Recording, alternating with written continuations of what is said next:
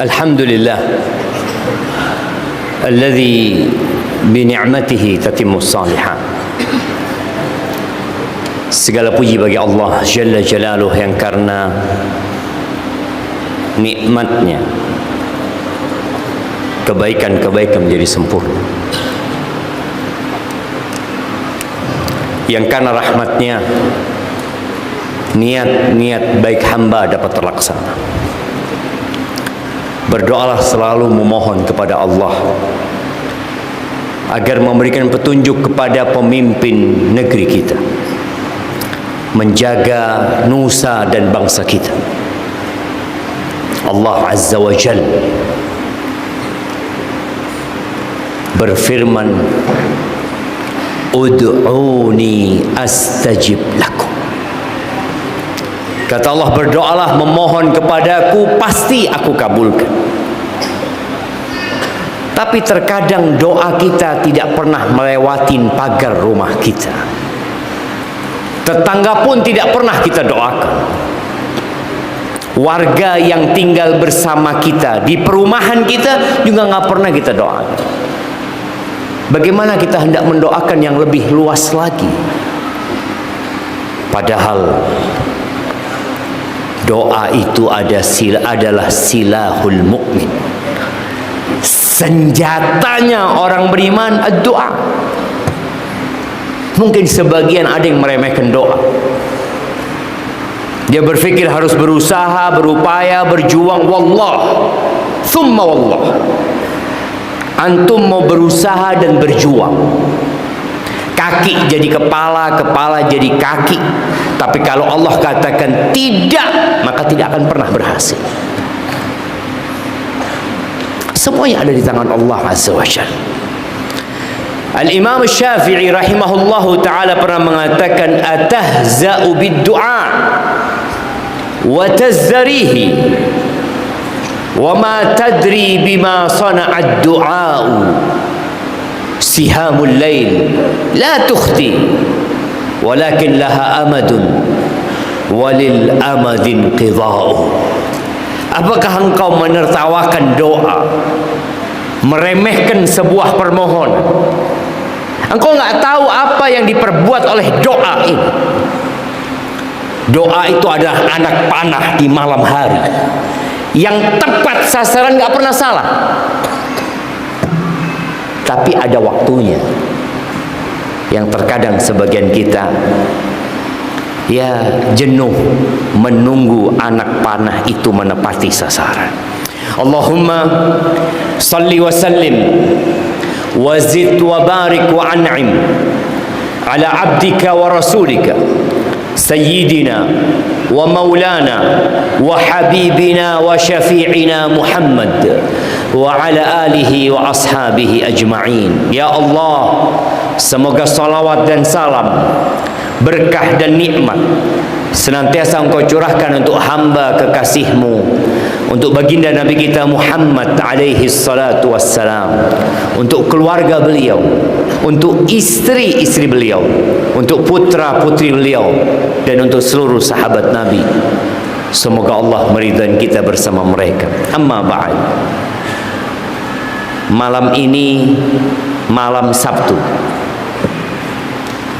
harinya hari Jumat, dan ternyata hari Jumat itu adalah Sayyidul Ayyam, hari yang paling mulia.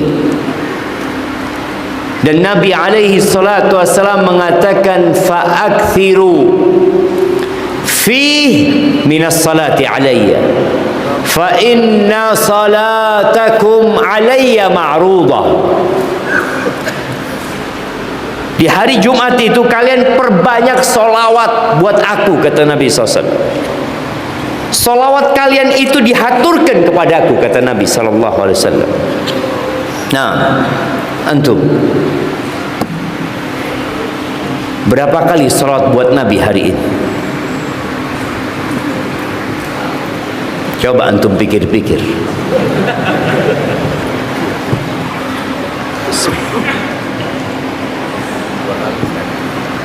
Cuma 2 kali. Allahu Akbar. Mana hadiah? Mana panitia hadiahnya? Hah? Ada di mana? Ada di toko.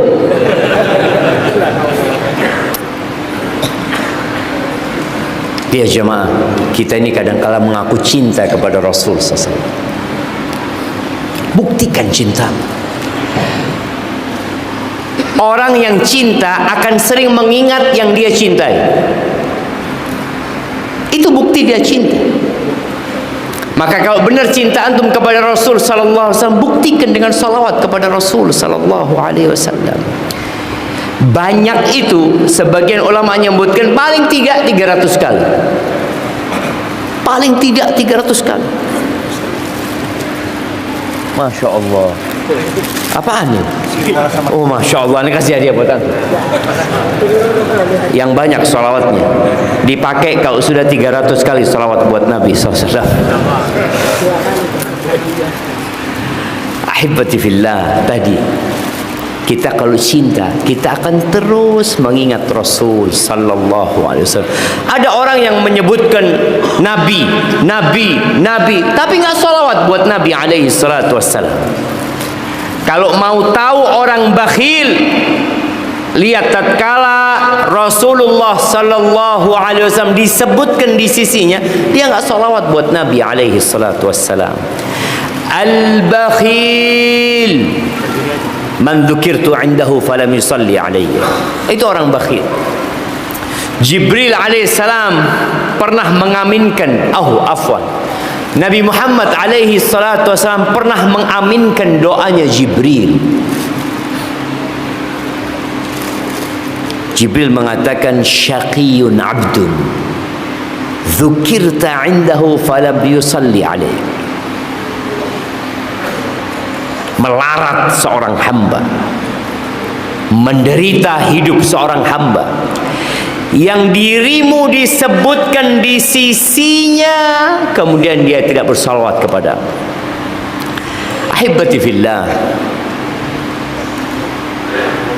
Nabi nggak butuh salawat kita, tapi kita yang butuh bersalawat kepada Nabi alaihi salatu wassalam. Allah Azza wa Jalla mengatakan, innallaha wa malaikatahu yusalluna 'alan nabi. Allah tuh bersalawat buat Nabi. Malaikat-malaikat Allah yang tidak pernah berbuat nista itu bersalawat buat Nabi. Allah ingin menyertakan kita dalam fadilah ini. Lalu Allah mengatakan, ya ayyuhalladzina amanu sallu alaihi wasallimu taslima. Wahai orang-orang yang beriman, bersalawatlah dan bersalamlah kalian buat Nabi Muhammad alaihi salatu wassalam. Maka nasihat ana, isi waktu antum dengan salawat buat Nabi alaihi salatu wassalam. Jangan kalah dengan seorang perempuan. Ada perempuan tua di Jogja sana, seorang ustadz cerita, ini perempuan setiap habis asar dia ke musola di dekat rumahnya. Di musola itu ada pohon mangga insya Allah. Habis asar dia ambil daun-daun di halaman musola itu, tapi nggak disapu.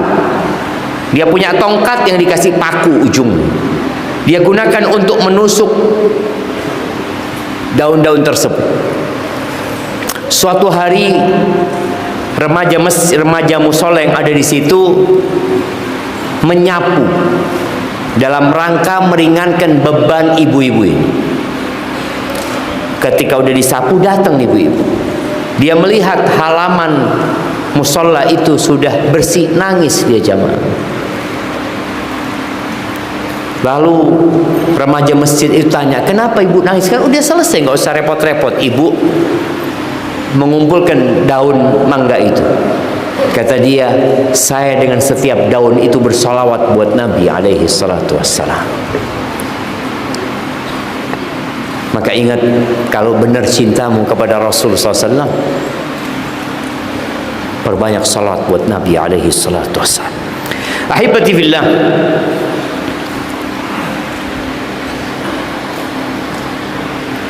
hari ini kita akan bicara tentang hidayah.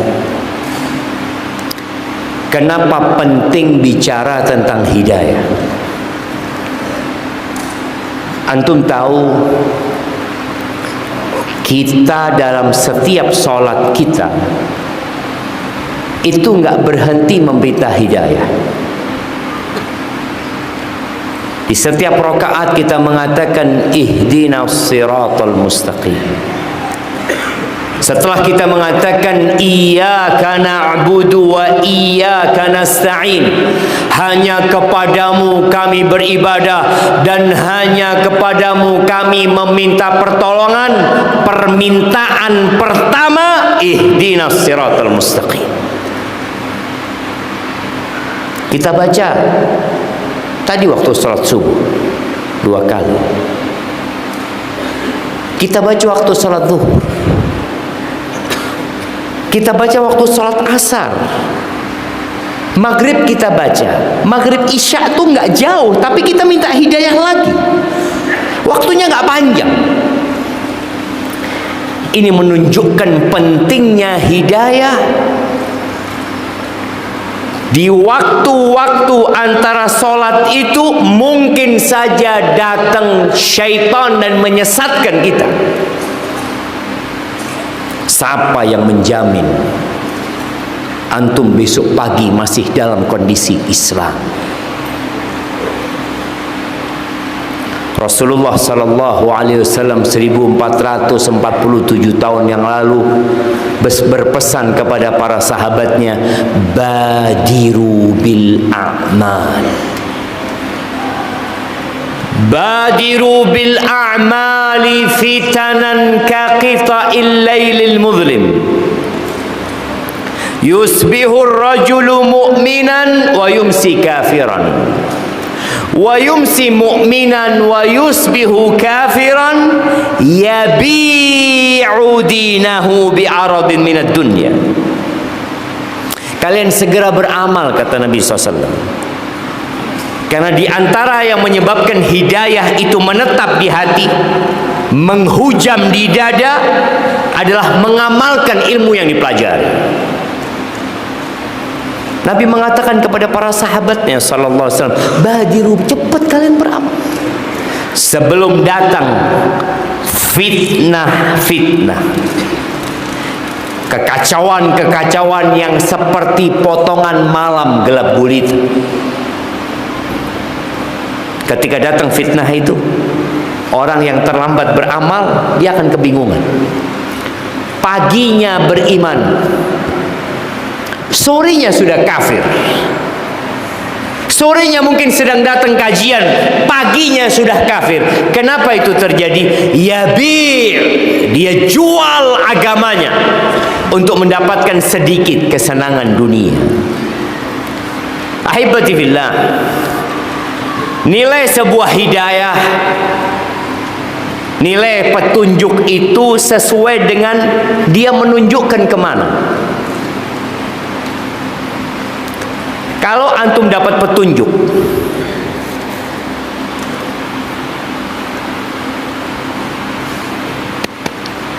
antum dikasih lembaran tisu yang di dalamnya ada peta menuju ke harta karun.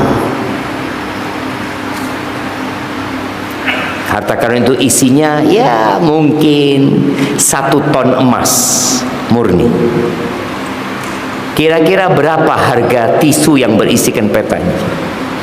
Orang akan berebut. Kenapa? Karena ini petunjuk menuju ke tempat yang semua orang ingin mendapatkan. Bagaimana kalau petunjuk itu menuju ke surga Allah Azza wa Jalla, yang luasnya seluas langit dan bumi? Wallah jamaah, di surga nggak ada gerah kayak gini. Antum gerah di sini jamaah? Nggak ada. Di surga nggak ada antri toilet. Berarti tiap orang punya toilet. Nggak ada toilet di surga. Tidak ada toilet di surga. Nggak ada rumah sakit. Dan subhanallah, yang paling indahnya lagi, di surga tidak ada tidur. Anda sebagian antum sudah mulai. Subhanallah, nggak ada tidur di surga. Fiha ma tashtahihil anfus wa taladzul a'yun wa antum fiha khalidun. Ini kita bicara hidayah yang mengantarkan ke sebuah tempat yang di dalamnya apa yang diinginkan oleh jiwa antum. Antum ingin apa? Berapa banyak keinginan kita di dunia yang tidak tercapai? Berapa banyak angan-angan kita yang menguap dan tidak pernah menjadi kenyataan? Berapa banyak mimpi yang kita rajut kemudian jadi mimpi buruk, dan kita ingin cepat bangun dari tidur kita. Di surga apa saja yang antum inginkan. Antum ingin apa? Jamaah, datang seorang sahabat. Dia hobinya naik kuda dan dia cinta dengan kuda. Lalu dia mengatakan kepada Rasul sallallahu alaihi wasallam, "Ya Rasulullah, afil jannati faras." Rasulullah, alaikas salatu wassalam, ya Rasulullah, apakah di surga ada kuda? Kan ada orang yang suka kuda. Ini ada teman-teman suka naik motor. Kira-kira ada nggak motor di surga? Apa saja yang antum ingin. Lalu kata Nabi SAW, "Idza udkhiltal jannah atau idza dakhaltal jannah utita bi farasin min yaqutatin hamra laha janahan lahu janahan yatiru bika haitsu tasha." Kalau engkau dimasukkan ke surga, akan dibawa ke sisimu seekor kuda yang terbuat dari permata merah atau berlian merah, min yaqutatin hamra. Dia punya 2 sayap dan dia akan terbang bersamamu kemanapun engkau berada. Surga itu tidak sebesar Indonesia. Kalau antum dikasih Pulau Bali sendirian, buat antum, nih Pulau Bali antum sendirian, mau antum jamaah? Waduh, kalau sendirian Ustaz, nggak ada sapa-sapa, apa enaknya? Surga itu arduhas samawati wal ardh, luasnya seluas langit dan bumi. Antum melihat langit itu, ada banyak planet di situ, bahkan miliaran jumlahnya jamaah. Itu jadi bagian surga. Itu jadi bagian surga jamaah. Boleh jadi antum ada berada di salah satu planet dan abah antum di planet lain. Seluas langit dan bumi. Makanya tatkala Nabi alaihissalam dalam suatu peperangan, beliau mengatakan kepada para sahabatnya, Qumu ila jannatin arduhas samawati wal ardh. Kalian bangkit semua menuju ke surga yang luasnya seluas langit dan bumi.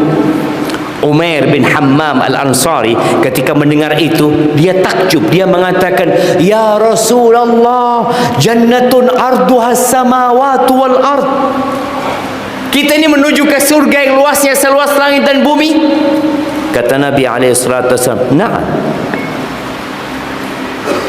Lalu Umair mengatakan, "Bakhil, bakhil." Ucapan heran. Ditanya sama Rasul SAW, "Ma hamalaka an taqula bakh bakh?" Apa yang menyebabkan kau mengatakan bakh bakh? Enggak Rasulullah, aku cuma berharap menjadi penghuni surga. Anta min ahliha. Kata Nabi SAW, engkau termasuk penghuni surga. Kira-kira antum kalau dikasih tahu antum penghuni surga, antum datang kajian? Aduh, selesai sudah. Sholat, aduh nggak perlu lagi sudah. Ada penghuni surga. Umair bin Hammam ketika mendengar itu, dia langsung mengeluarkan beberapa butir kurma dari sarung pedang, disimpan di sana sama dia. Dia mulai makan dalam rangka memperkuat dirinya dalam peperangan. Ketika dia makan, dia mikir, lain hayit atau lain ishtu hatta akula hadhihi tamarat lahiya hayatun tawila. Kalau aku hidup sampai menyelesaikan kurma-kurma ini, itu hidup yang panjang, kata Umar. Lalu dibuang kurma itu, dia lari jamaah ke medan perang. Kemudian dia masuk dan mati syahid jamaah.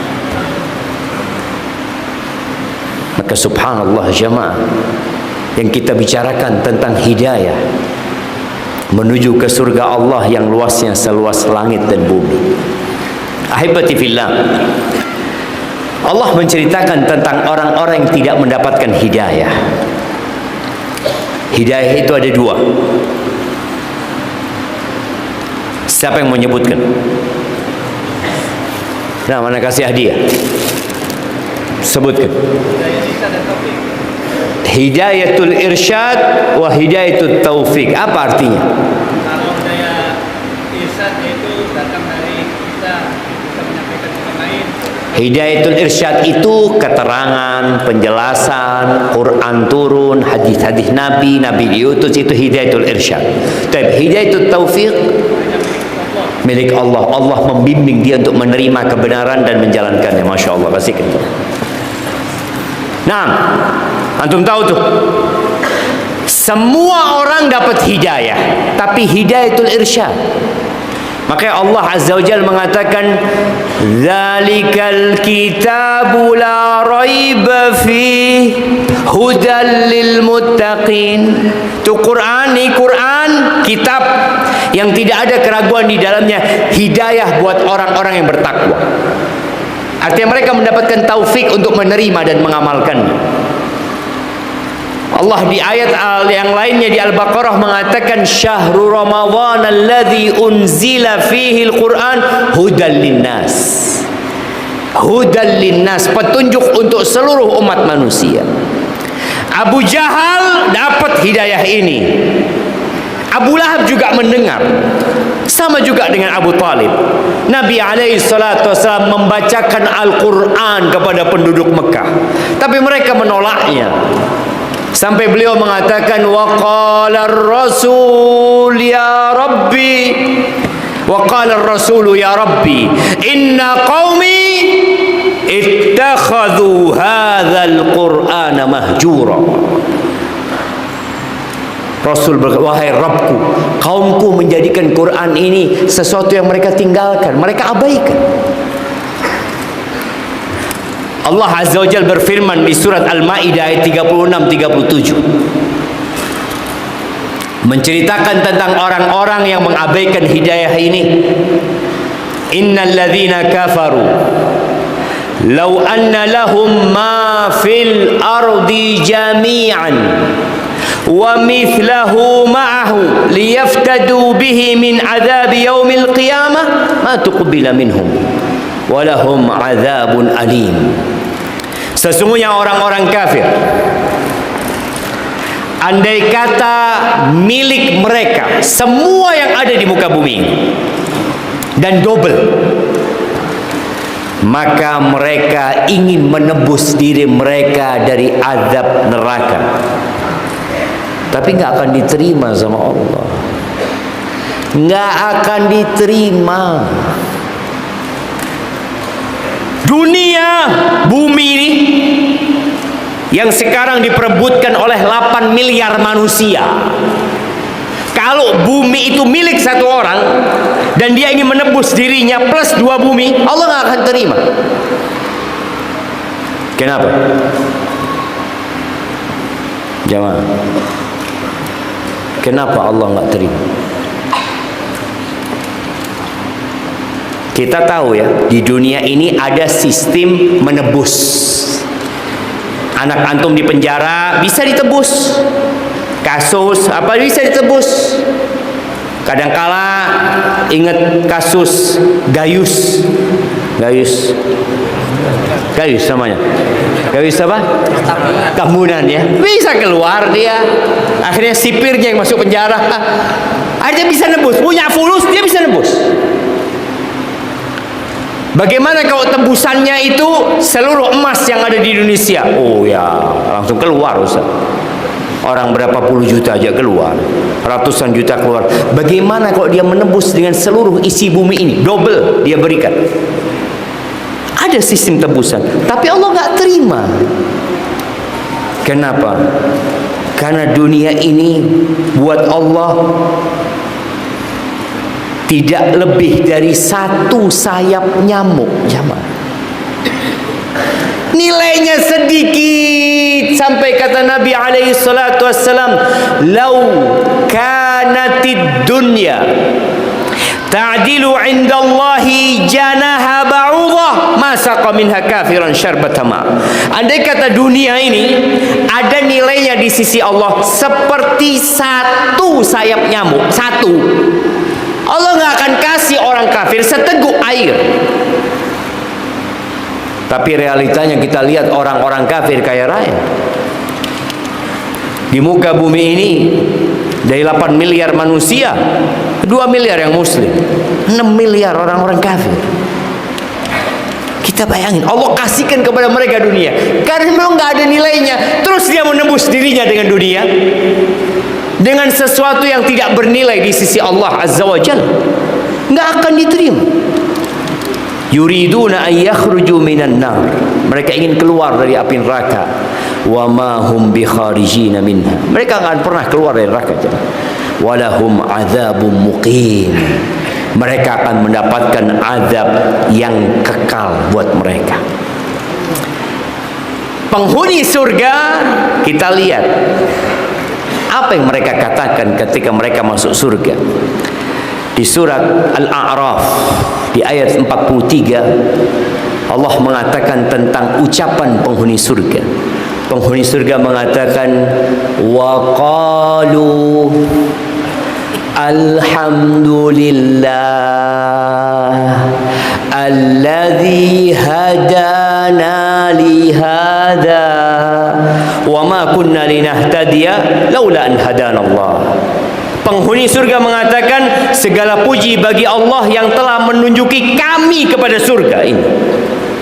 Ini bicara hidayah, bicara peta menuju ke surga. Segala puji bagi Allah yang telah memberikan hidayah kepada kita untuk masuk surga ini. Dan sekali-kali kami tidak akan mendapatkan petunjuk kalau Allah tidak memberi kami petunjuk. Enggak akan. Ahibati fillah,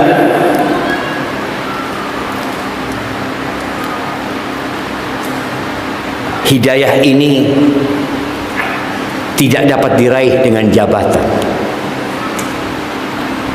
Bahkan kadangkala orang yang punya jabatan tinggi itu sulit mendapatkan hidayah. Terkadang ada kesombongan di sana, ada keangkuhan.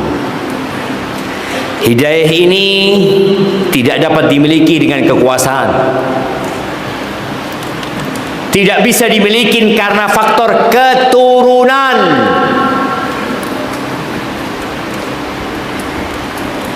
Karena bapakku Nabi, aku pasti dapat hidayah. Enggak. Nabi Nuh alaihissalam 950 tahun berdakwah, anaknya kafir. Nggak ada ceritanya karena nasabnya bapaknya Nabi berarti dia akan dapat hidayah, dia akan masuk surga. Enggak. Dan Nabi SAW mengatakan, faman batta'a bihi amaluh lam yusri bihi nasabuh. Jangan karena antum anaknya kiai, anaknya ustad, antum berpikir akan cepat masuk surganya. Nggak bisa. Yang lambat ketika melewati sirat yang berada di atas neraka jahanam gara-gara amalnya nggak cukup, nggak mungkin jadi cepat gara-gara nasab. Nabi kita Muhammad alaihi salatu wassalam ingin pamannya dapat hidayah. Abu Talib. Ya Allah jemaah, Abu Talib nggak dapat hidayah, Abu Sufyan dapat hidayah. Kok bisa Ustaz ya? Bukan kita yang mengatur hidayah itu buat siapa. Sejak Nabi diutus, ketika beliau umur 40 tahun, tentunya Nabi mendakwain pamannya. Sampai 10 tahun kemudian pamannya belum masuk Islam. Padahal hidayah sudah menyapa. Bahkan hidayah tinggal di rumahnya. Bahkan perjumpaan dengan hidayah begitu seringnya. Sampai ketika ajal datang menjemput, hidayah tetap datang menyapa. Bayangin, ketika Abu Talib sedang nazak, Rasulullah sallallahu alaihi wasallam mendatangi pamannya. Ternyata di sisi kepala pamannya ada Abu Jahal dan Abdullah bin Abi Rabi'ah atau Abdullah bin Abi Umayyah. Dua orang. Rasul SAW mengatakan kepada pamannya, memberikan petunjuk yang namanya tadi hidayatul irsyad. Qul ya am, paman, katakan wahai pamanku, la ilaha illallah. Abu Talib ini orang Arab, sangat mudah baginya mengatakan la ilaha illallah. Tapi Abu Talib tahu dengan konsekuensi dari ucapan la ilaha illallah. Di saat banyak orang-orang yang mengaku muslim, tapi dia tidak tahu dengan syarat ketentuan dari la ilaha illallah. Apa kata Abu Jahal dan Abdullah?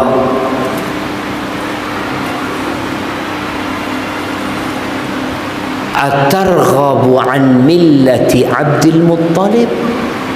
Apakah engkau tidak suka dengan ajaran bapakmu Abdul Muttalib? Sedangkan bangsa Arab pada waktu itu bangsa yang sangat fanatisme terhadap nenek moyang mereka. Abu Jahal dan Abdullah tidak mendatangkan dalil. Dia hanya mengatakan, ini loh agama nenek moyangmu. Engkau gak suka, engkau mau ikut agamanya ponakanmu ini. Gak jadi dia mengatakan. Lagi Nabi SAW mengatakan, Qul ya am la ilaha illallah. Kembali Abu Jahal dan Abdullah mengatakan, atarghabu an millati Abdul Muttalib. Lalu matilah dalam kesyirikan. Sedih Nabi SAW. Lalu turun firman Allah di surat Al-Qasas ayat 56. Allah mengatakan, innaka la tahdi man ahbabta walakin Allah yahdi man yasha wa huwa a'lamu bil muhtadin. Sesungguhnya kamu tidak akan dapat memberi petunjuk kepada orang yang kamu cintai. Nggak bisa. Akan tetapi Allah lah yang memberikan petunjuk kepada siapa yang Allah kehendaki. Dan Allah lebih tahu siapa yang pantas menerima petunjuk. Allah lebih tahu. Kenapa fulan dapat hidayah, kenapa fulan nggak dapat hidayah? Allah tahu dengan isi hati manusia. Jadi kalau wadahnya ini kotor, Allah nggak kasih. Bismillah.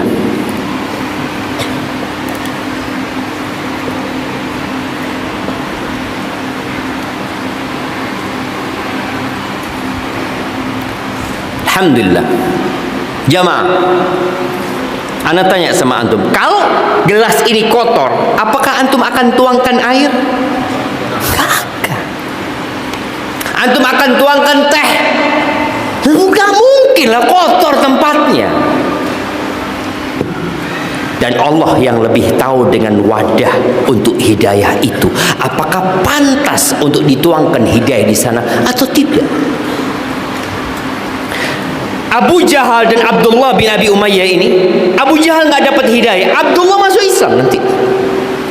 Padahal dua-duanya sama sebagai penghasut, yang menghasut Abu Talib supaya tidak masuk Islam. Jamaah rahimakumullah, Abu Jahal,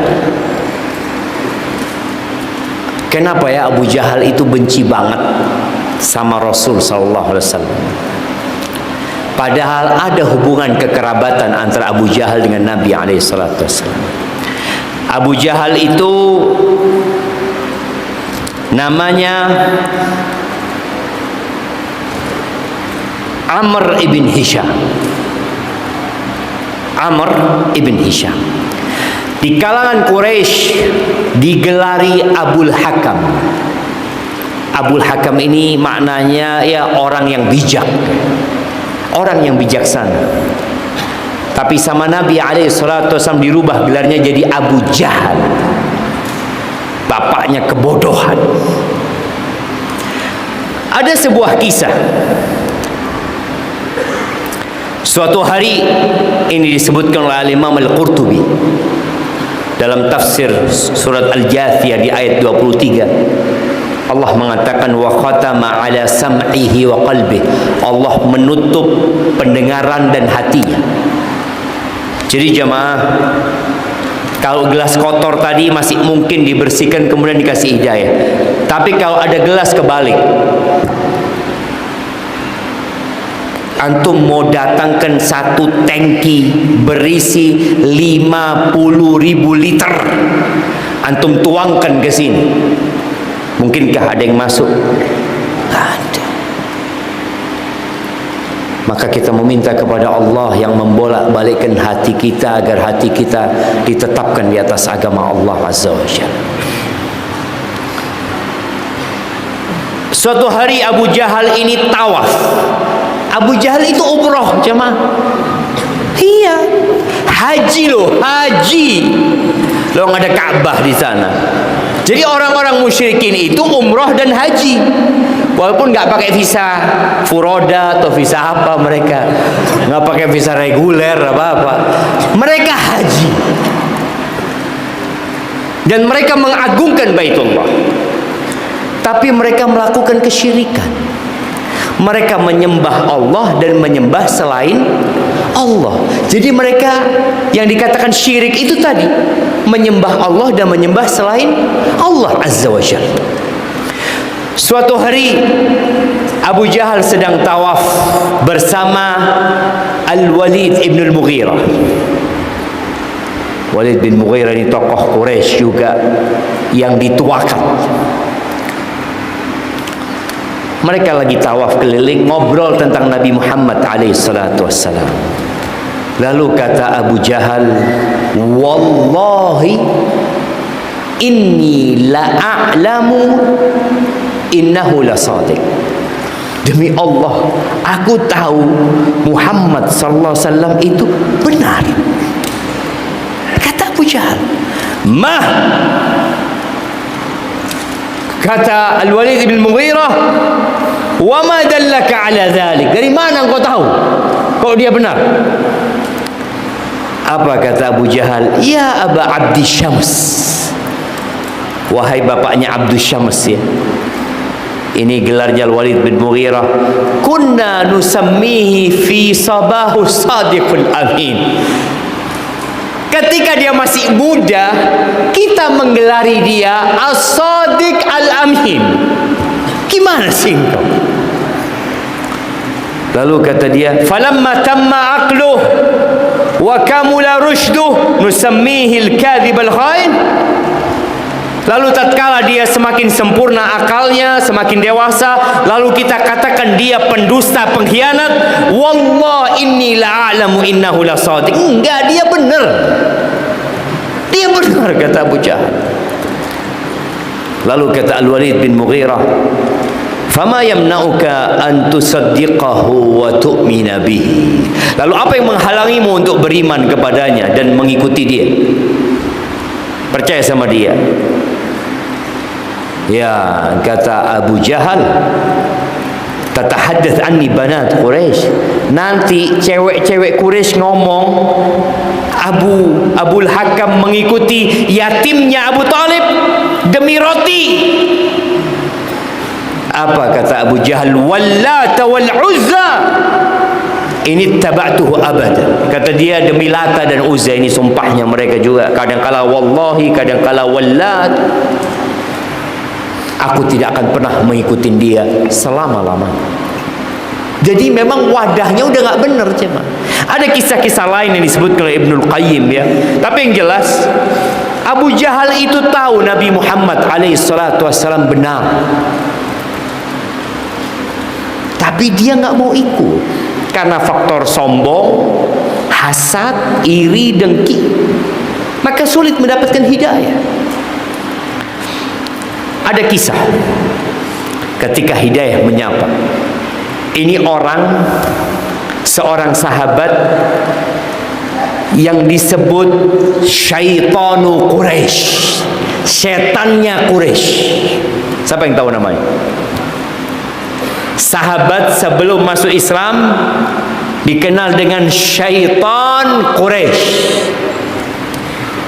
setan dia.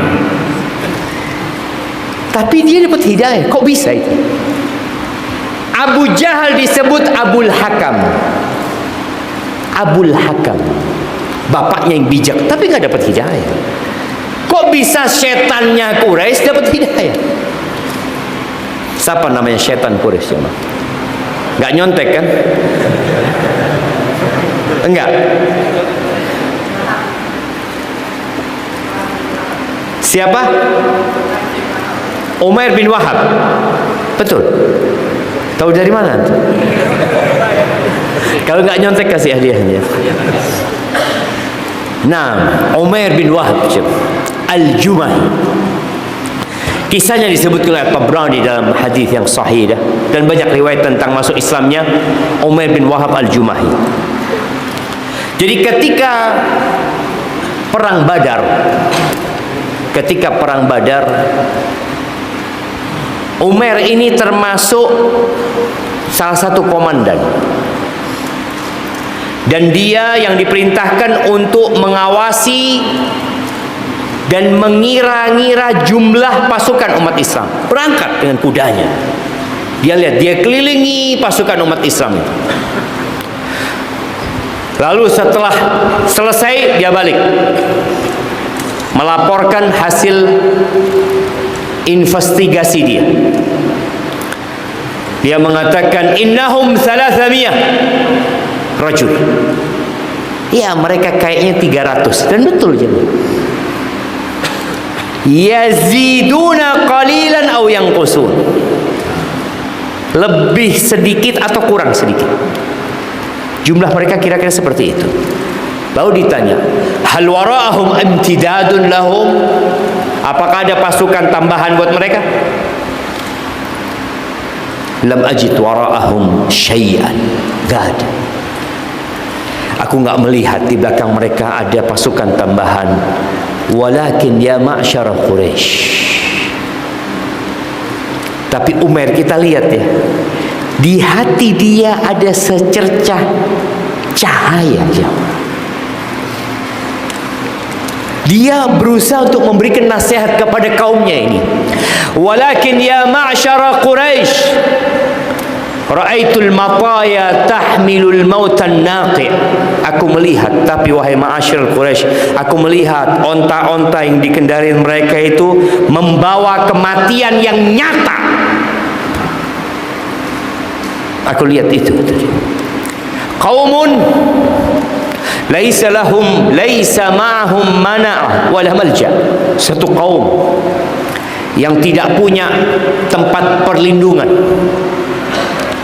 tidak punya tempat pengungsian kecuali pedang mereka.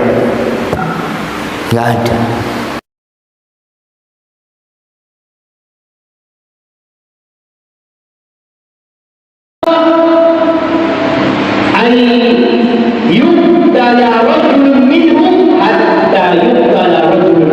Aku dalam pandanganku nggak akan dibunuh satu orang di antara mereka kecuali dibunuh satu orang di antara kita.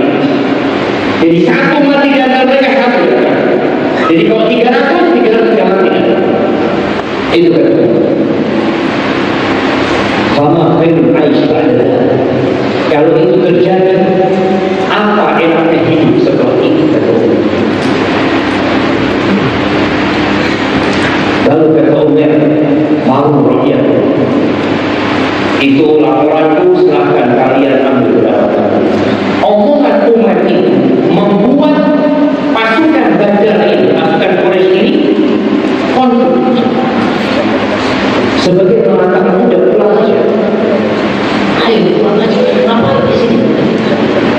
Mereka saudara-saudara juga. Kalau harus berburu 300. Apa yang hidup setelah itu? Sebagian orang dan sebagian pulang. Yang pasang badan siapa? Abu Jahal. Abu Jahal tak ada ceritanya pulang. Yang mau pulang dikatakan pengecut, kata Abu Jahal. Akhirnya takut tak berani pulang. Gara-gara dia. Padahal Abu Jahal menjadi orang yang pertama mati ketika perang Badar. Kadang-kadang memang terus terang ketika anak membaca sejarah Abu Jahal ini, anak mikir kenapa Abu Jahal mati-mati? Dia kan boleh banget sama Rasul SAW, menyakiti Nabi yang oleh salah satu berkata, tapi kok nggak mati-mati? Ternyata orang-orang zalim itu ujian buat orang-orang soleh. Benar-benar beriman atau pura-pura ketika menghadapi orang-orang zalim seperti Abu Jahal. Dan Nabi pernah mau dicekik, pernah mau diinjak kepalanya oleh orang itu. Baik, selesai peperangan, ternyata Allah berikan kemenangan kepada umat Islam. 70 tewas dari kalangan musyrikin, 70 lawan dari kalangan mereka. Meninggal dari umat Islam 22 kurang ya 20 dikatakan atau kurang lebih dari itu. Subhanallah. Akhirnya kaum Quraisy pulang dengan kekalahan. Tokoh mereka tewas itu. Umayyah anaknya termasuk yang ditangkap. Akhirnya suatu hari Urwah bin Zubair cerita tentang ceritanya Umar. Mereka berdua sedang duduk di hijir Ismail. Kita lihat ya sekarang kalau mau masuk hijir Ismail harus antri. Dulu buat jamaah hijir Ismail. Iya, ketika dibawa orang-orang musyrikin, lagi ngobrol, mereka cerita tentang ya pahlawan-pahlawan mereka yang terbunuh ketika perang Badar. Lalu katanya Safwan, wallahi ma fil aish ba'dahum min khair. Nggak ada enaknya hidup setelah mereka meninggal dunia. Safwan bin Umayyah bapaknya mati ketika perang Badar itu. Umar ketika Safwan mengatakan itu, kata Umar, sadaqta, benar apa yang kau katakan.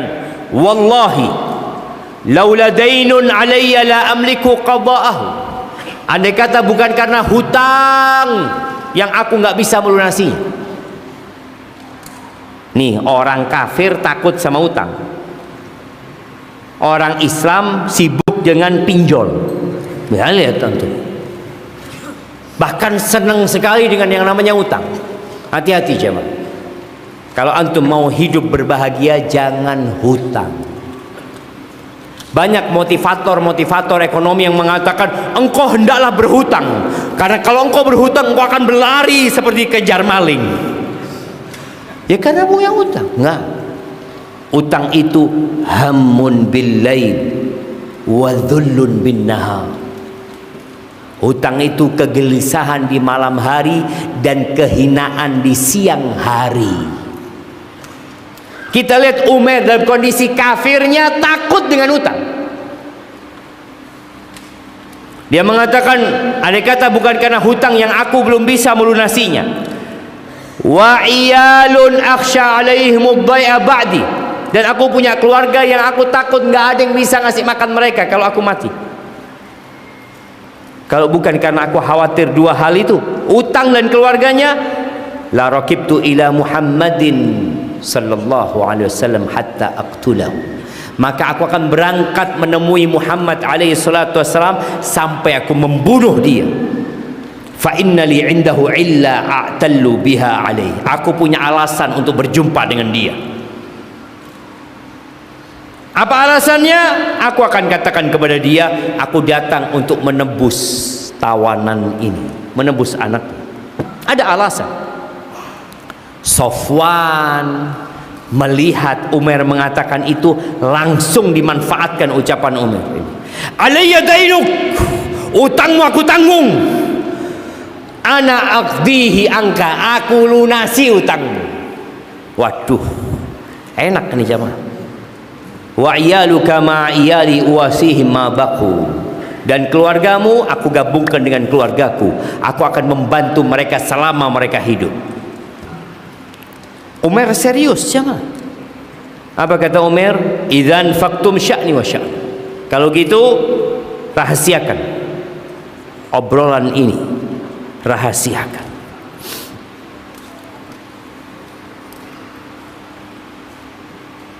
Masya Allah. Nah, ana dapat surat jemaah, suruh berhenti ustadznya. Iya, 10 menit lagi insyaallah jemaah, baru kita masuk sesi tanya jawab insyaallah. Nih Umar langsung dia pulang ke rumahnya, dia asah pedangnya, dia kasih racun jemaah. Karena kalau dia menebas kemudian hanya kena tangannya, maka nggak mati orang itu. Tapi kalau sudah diracun, dia akan mati karena racun yang ada di pedangnya itu. Kemudian setelah itu dia berangkat ke kota Madinah, sendirian berangkat jemaah. Naik ontanya, ya biasanya naik onta kira-kira 6-7 hari sampai ke kota Madinah. Ketika sampai kota Madinah, Umar lagi turun di depan Masjid Nabawi, kelihatan sama Umar bin Khattab radhiyallahu taala anhu. Apa kata Umar? Hadzal kalb. Kata Umar, ini anjing nih, kata Umar. Iya. Aduullah, musuhnya Allah. Umar bin Wahab. Enggak mungkin dia datang kecuali untuk kejahatan. Dia yang menebak jumlah kita pada waktu perang Badar, kata dia. Akhirnya Umar masuk menjumpai Nabi SAW, mengatakan, ya Nabi Allah, ni ada musuhnya Allah namanya Umar bin Wahab. Dia datang bawa pedang, dia gantungkan pedang. Kata Nabi SAW, adkhilhu alaih, suruh masuk dia. Akhirnya Umar keluar lagi, diambil ini Umar ya, tali pedangnya itu ditaruh di lehernya jemaah, sama Umar bin Khattab. Dibawa sama Umar masuk ke dalam, dan Umar mengatakan kepada orang-orang Ansor, kalian masuk, kata Umar, di dekat Nabi SAW. Hati-hati sama orang ini, kata dia. Umar mengatakan, wahdharu alai min hadzal khabith fa innahu ghairu ma'mun. Ini orang bahaya, nggak aman orang ini. Dipegang sama Umar, dibawa. Ketika Rasul SAW melihat Umar bawa Umar kayak gitu, Umar sama Umar. Umar itu Umar cilik artinya jemaah. Kata Nabi SAW, ya Allah, ma al-tafaq ya Rasulullah. Nabi itu lembut sekali jemaah. Semoga kita bisa lihat Rasul SAW. Paling enggak dalam mimpi kita bertemu Nabi alaihi salatu wassalam. Nabi pernah mengatakan, inna min asyaddin nasi hubban li Man lam yarani wadda law ra'ani bimalihi wa ahlihi. Termasuk orang yang paling cinta kepada aku adalah orang yang belum pernah melihat aku, kata Nabi SAW. Tapi dia ingin melihat aku walaupun harus mengorbankan semua hartanya dan keluarganya. Kalau dikatakan kepada dia, keluargamu mati semua dan hartamu habis, tapi engkau bisa melihat Rasulullah SAW, orang ini akan mengatakan, nggak apa-apa, yang penting aku bisa melihat Rasul SAW. Itu orang yang paling cinta kepada Nabi SAW. Akhirnya kata Nabi SAW, lepas Umar, biarkan dia ya Umar. Lalu Nabi mengatakan alaihissalatu wassalam, udnu ya Umar, Umar engkau mendekat ke sini, bawa pedang dia aja mah. Lalu dia mengatakan, in'amu sabahan. Ini ucapan selamat orang-orang Quraisy ya. An'imu au an'im sabahan, ucapan mereka, selamat pagi lah. Kadang kala seperti itu, kadang mungkin seperti itu maknanya. Selamat pagi. Pagi yang indah buat engkau. Kata Nabi SAW, laqad akramanallah bi tahiyyatin khairin min tahiyyatika ya Umar. Assalam. Kita udah dikasih ucapan selamat yang lebih baik daripada ucapan selamatmu, yaitu assalamualaikum. Tahiyyatu ahli jannah, ucapan selamatnya penghuni surga. Ama wallahi ya Muhammad in kunta biha la hadithu ahdin. Muhammad, engkau baru aja, dulunya engkau biasa pakai ini juga, katanya, kata Umar. Lalu Nabi SAW mengatakan, ini ya, jadi antum tuh kalau komunikasi sama orang itu pakai adab dan etika. Nabi berbicara dengan musuh Allah ini dengan adab, nggak marah-marah dan tidak emosi. Beliau mengatakan, fama ja'a bika ya Umar, apa yang membuatmu datang ke sini wahai Umar? Jitu li hadzal asir alladhi fi aydikum, aku datang untuk menebus tawanan yang ada di tempat kalian ini. Lalu Nabi bertanya alaihi salatu wasallam, fama balu sayfi unukika, kenapa di lehermu ada pedang? Kenapa engkau bawa pedang? Apa kata Umar? Qabbaha Allah min suyuf, semoga Allah menjelekkan pedang ini. Wa hal aghnat anna syai'an, apakah ini ada gunanya buat kami? Setelah perang Badar itu nggak ada, kami kalah sudah gitu. Lalu kata Nabi SAW, usduqni ya Umar, man ladzi ji'ta bihi. Umar, jujurlah engkau sama aku, kenapa engkau datang? Ma ji'tu illa lidzalik, aku datang untuk itu. Lalu Nabi SAW mengatakan, bal, akan tetapi yang menyebabkan kau datang ya Umar, qa'atta anta wa Safwan bin Umayyah, engkau duduk bareng Safwan bin Umayyah di Hijr Ismail. Lalu kalian berdua mengingat tentang pahlawan-pahlawan kalian yang terbunuh di perang Badar itu. Lalu engkau berkata, kalau bukan karena utang yang aku tanggung dan keluarga yang aku takut mereka akan terlantar, niscaya aku akan keluar sampai membunuh Muhammad SAW. Dan Safwan menanggung itu semua, menanggung utangmu dan keluargamu dengan catatan engkau membunuhku. Wallahi, kata Nabi SAW, wallahu hailun bainaka wa baina dzalik, Allah akan menghalangi antara apa yang kau inginkan. Ketika itu Umar langsung teriak, dia mengatakan, asyhadu an la ilaha illallah wa asyhadu annaka rasulullah, hadza amrun lam yahdurhu illa ana Safwan. Kata Umar, urusan ini nggak ada yang ketahui kecuali aku dengan Sufyan. Fa wallahi ma amba'aka bihi illallah, nggak ada yang ngasih tahu engkau kecuali Allah azza wa jal. Lalu Umar mengatakan, falhamdulillahilladzi hadani lil Islam. Umar mengatakan, segala puji bagi Allah yang telah memberikan hidayah kepada aku masuk Islam. Orang kalau dapat hidayah, apa yang harus dia lakukan? Sebagian kita mengatakan, saya baru hijrah, saya baru dapat hidayah, dulu saya hidup Allah jahiliyah Ustaz, sholat enggak, maksiat terus. Apa kata Nabi SAW kepada para sahabat? Beliau mengatakan, faqihu akhakum fid din wa aqri'hul Qur'an. Fahamkan saudara kalian dengan agamanya dan ajarkan kepada dia Al-Quran. Ajari supaya hafal Quran. Wa atliqu asirahu, tawanannya lepaskan. 3 hal: tafaqquh fid din, menghafal Al-Quran. Jadi antum kalau baru hijrah, fokus belajar agama. Alhamdulillah ada kajian-kajian rutin yang diadakan, paling nggak sepekan sekali. Kalau nggak bisa sepekan sekali, sejumat sekali. Datang waktu khutbah Jumat, sebelum khatib naik mimbar, dengarkan khutbah itu. Perlu belajar agama kita. Apalagi kebanyakan kita Islamnya keturunan. Kita kadang kala sholat ya dari dulu kayak gitu, Ustaz. Yang penting kan sholat, Ustaz. Apa kata Nabi SAW dalam hadis yang diriwayatkan Tabrani, dan hadis ini hasan? Innar rajula la yusalli salata 60 sanah wa lam tuqbal lahu salah. Ada orang yang sholat selama 60 tahun sholat, satu pun sholatnya nggak ada yang diterima. Satu pun nggak ada yang diterima. Nggak main-main jemaah, kita perlu belajar.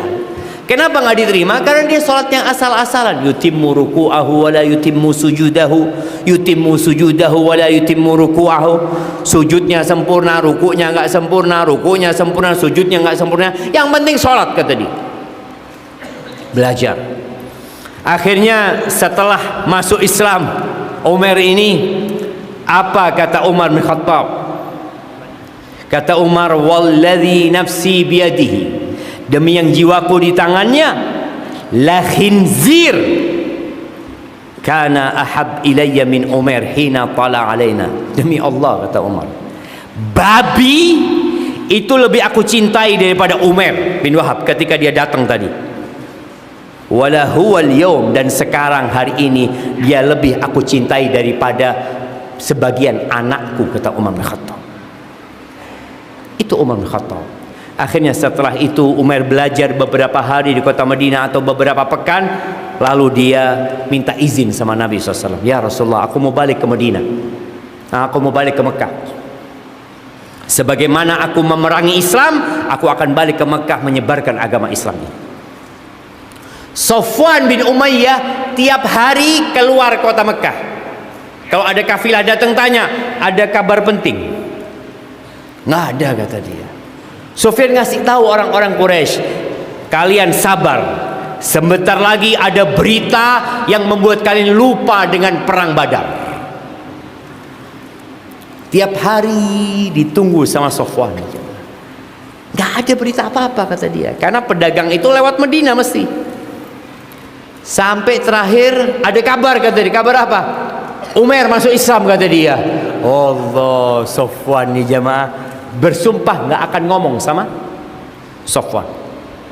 Akhirnya Umar sampai kota Mekah, dia berdakwah di Mekah. Banyak yang masuk Islam dengan dakwahnya Umar. Tapi Safwan nggak mau ketemu Umar dan nggak mau masuk Islam dia. Padahal Safwan ini sepupu sama Umar bin Wahab ini. Sampai terjadi penaklukan. Akhirnya setelah beberapa hari atau beberapa bulan, Umar bin Wahab bawa orang-orang yang masuk Islam hijrah ke Madinah. Pada waktu penaklukan kota Mekah, Safwan ini kabur karena dia termasuk yang dihalalkan darahnya oleh Nabi SAW untuk dibunuh. Akhirnya Umar datang kepada Rasul SAW. Ya Rasulullah, Safwan bin Umayyah dia kabur meninggalkan Mekah. Aku ingin engkau memberikan jaminan keamanan buat dia, ya Rasulullah. Semoga dia masuk Islam, kata dia. Bayangkan ya, peristiwa itu tahun ketiga sampai tahun ke-8, Umar tetap berharap Safwan dapat hidayah. Tetap dia berharap. Maka dia minta kepada Rasul sallallahu alaihi wasallam, ya Rasulullah, kasih aku tanda supaya Safwan percaya. Maka dikasihlah imamah yang dipakai Nabi SAW untuk masuk kota Mekah, diberikan kepada Umar bin Wahab sebagai bukti bahwa engkau dapat jaminan keamanan. Akhirnya berangkatlah dikejar Safwan bin Umayyah. Dipanggil, Safwan, Safwan, dipanggil dengan gelarnya, dengan kunyahnya. Akhirnya berhenti, kata dia. Ada apa engkau, kata dia. Aku nggak mau ngomong sama engkau, kata dia. Engkau baliklah, kata dia. Demi Allah, kata Safwan, kata Umar, izzuhu izzu. Kehormatan dia, kehormatanmu. Kehormatan Nabi Muhammad SAW akan menjadi kehormatanmu, kata dia. Kau mau lari kemana, kata dia. Engkau sudah dikasih jaminan keamanan. Apa buktinya, kata dia. Ini, kata dia. Surbannya Rasul SAW, kata dia. Akhirnya Safwan balik ke kota Mekah. Singkat cerita, Nabi SAW perang Hunain.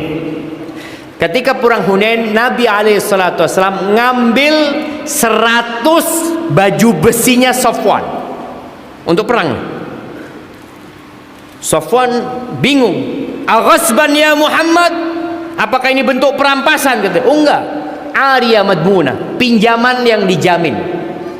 Akhirnya Safwan ini ikut perang. Bukan ikut perang karena mau perang, jemaah, untuk melihat baju perangnya dia ini. Setelah selesai perang, Nabi bagi harta rampasan perang sallallahu alaihi wasallam. Satu orang dikasih 100 ekor onta, ya. Satu orang dikasih 100 ekor domba, macam-macam dibagi. Safwan bin Umayyah melihat di satu tempat itu ada hewan ternak yang banyak sekali. Dia curi-curi pandang, jemaah. Dia lihat. Nabi melirik Safwan melihat sana. Kata Nabi SAW, ayu'jibuka hada? Engkau takjub sama ini, kata dia. Naam, kata dia, banyak banget hewan ternak ini. Kata Nabi SAW, huwalah, itu buat kamu, kata dia.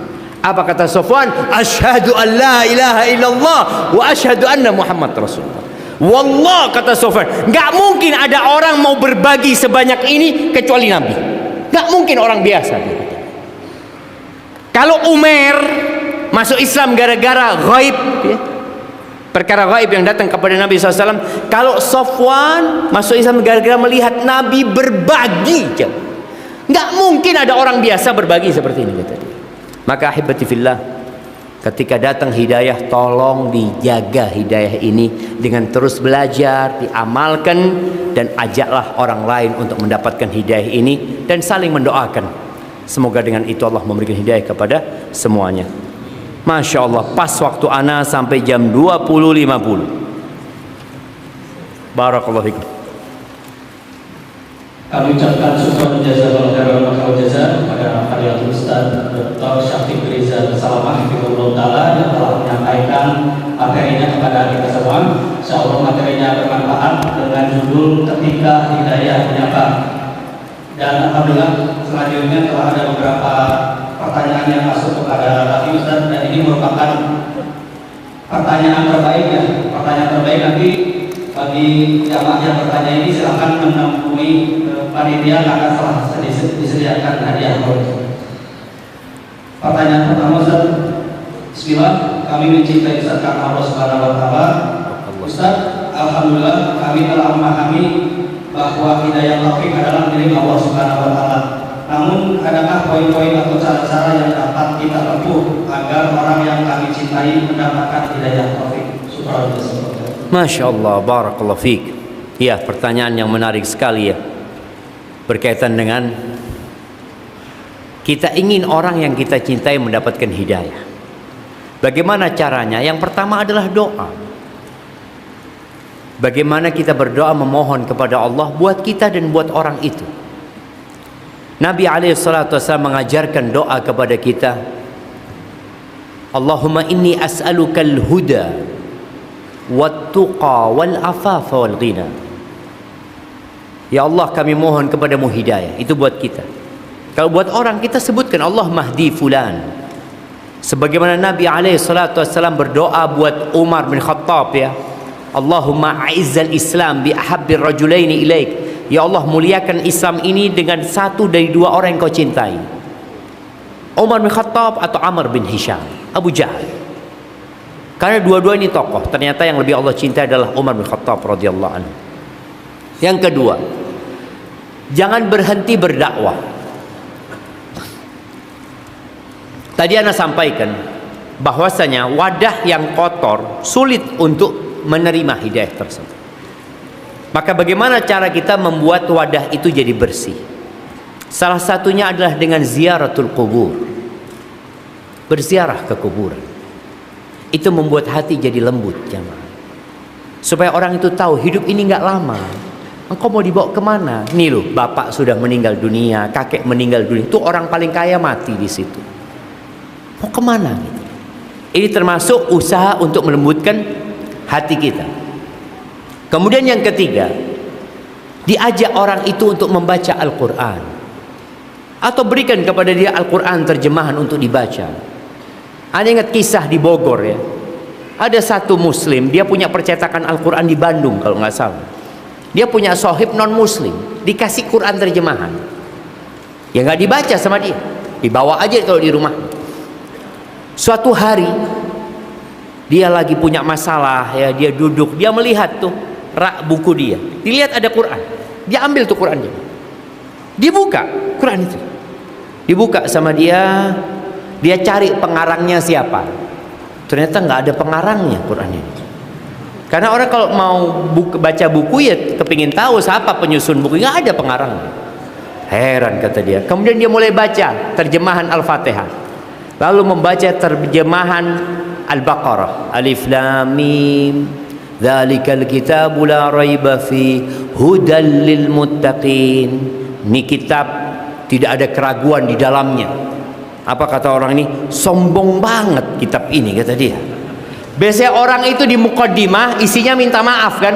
Mohon maaf akan banyak kekurangan di tulisan ini karena kami manusia biasa macam ini. Enggak, langsung mengatakan la raiba fi, tidak ada keraguan di dalamnya, petunjuk buat orang-orang bertakwa. Lalu dia baca lagi jamaah, masuk Islam tadi. Maka usaha kita buat orang-orang yang kita cinta itu bagaimana memperdengarkan Al-Quran buat dia. Suami istri kadangkala ya, suaminya jauh dari agama, ajaklah bang, ayolah bang, sehari kita baca satu surat lah dari surat yang pendek itu. Baca ayatnya, baca artinya. Moga dengan seperti itu Allah berikan hidayah kepada orang-orang yang kita cintai, dan juga kita harus jadi contoh yang baik jemaah. Kunu du'atan wa antum samitun. Jadilah kalian pendakwah-pendakwah dalam kondisi kalian diam, tidak ngomong. Lo gimana? Bil akhlak, dengan akhlak yang mulia. Barakallahu fikum. Sebelum lanjut ke pertanyaan kedua, kami himbau kepada para jamaah untuk tidak bubar terlebih dahulu ya sebelum kajian selesai. Masuk ke pertanyaan kedua, Ustaz. Assalamualaikum warahmatullahi wabarakatuh. Ana mau tanya Ustaz, Ana adalah seorang pengusaha di perusahaan. Ketika masuk sholat wajib, operasional dan semua karyawan diwajibkan untuk ikut sholat berjamaah. Kemudian ada karyawan yang tidak mengikuti kegiatan sholat berjamaah, padahal semua aktivitas sudah off. Ana sudah memberikan atau menyediakan kajian dan seringkali menegur. Apakah Ana boleh memberikan surat peringatan, bahkan bisa menuju PHK terhadap karyawan yang memang tidak mengikuti kegiatan sholat berjamaah? Masya Allah, barakallahu fiik ya. Ya, ingat kewajiban menyampaikan agama Allah ini kewajiban setiap muslim. Jangan sampai antum berpikir itu kewajibannya ustadz. Nabi SAW mengatakan kullukum ra'in wa kullukum mas'ulun an ra'iyati. Setiap kalian adalah pemimpin, dan setiap kalian akan dimintain pertanggungjawaban atas apa yang dia pimpin. Antum di perusahaan, antum sebagai pemimpin bertanggung jawab atas anak buahnya yang nggak sholat umpama. Apa yang harus dilakukan? Ya dikasih nasihat, dipanggil. Sampai tadi kajian sudah, mungkin dia belum tersentuh hatinya, dipanggil secara personal, duduk berduaan, atau diajak tadi ziarah kubur untuk mengingat kematian, melunakkan hatinya. Lalu setelah itu, kalau berlalunya waktu dia tetap nggak mau sholat ya, padahal sudah diperintahkan untuk sholat, maka kasih SP, nggak ada masalah. Kasih SP1, SP2. Cuma kadang-kala kita itu butuh sama mereka, yang menyebabkan gimana Ustaz ya? Kalau ana kasih SP kabur, tutup perusahaan ana nanti Ustaz. Kita tadi berusaha untuk mendoakan dia juga selain kita tadi mendakwain, kita mendoakan dia. Ana ingat dengan satu perusahaan, ana masuk dan ana lihat tulisannya itu jam. Tidak sholat sekali SP1, 2 kali SP2, 3 kali silahkan cari kerja di tempat lain. Betul. Silahkan gitu. Kita tuh berharap tidak hanya memberi uang kepada mereka, tapi bagaimana mengajak mereka ke surga Allah Azza wa Jalla. Tapi memang berat jemaah ya. Untuk sholat ini, ada orang yang sholat dia gara-gara aturan, nggak apa-apa. Semoga lama kelamaan dia sholat nantinya. Hadza wallahu a'lam bissawab. Nah.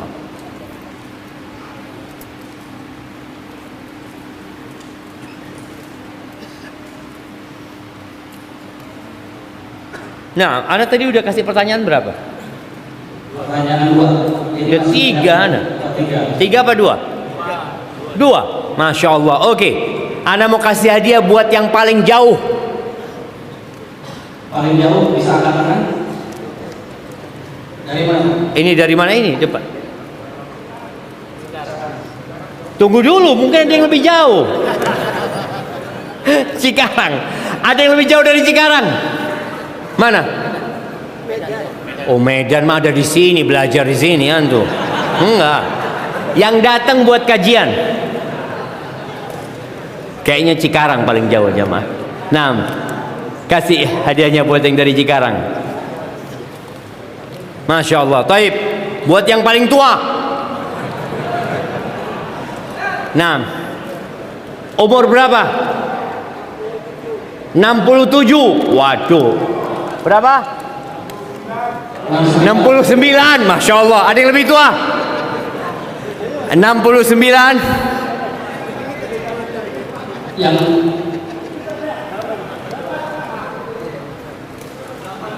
83. Aduh, kalah kayaknya sudah.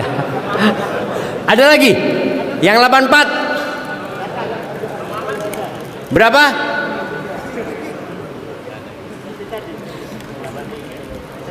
Ada yang lebih dari 83? Oh, nggak ada kayaknya. 83 paling tua. Masya Allah. Barakallahu fikum. Taib. Pertanyaan selanjutnya.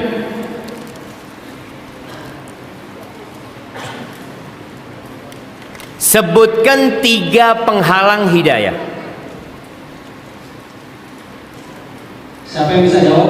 Silakan. Tadi disebutkan di sela-sela itu disebutkan penghalang hidayah. Baik, itu Bapak yang maju dulu. Mana? Oke. Oh, yang belakang dulu.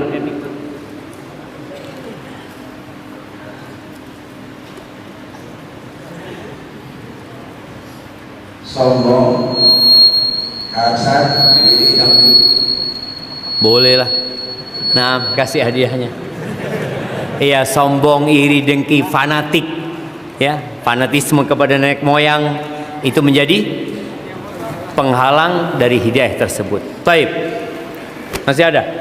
Masih ada, Ustaz. Oh, sampai subuh ini kita. Taib. Pertanyaan selanjutnya jamaah.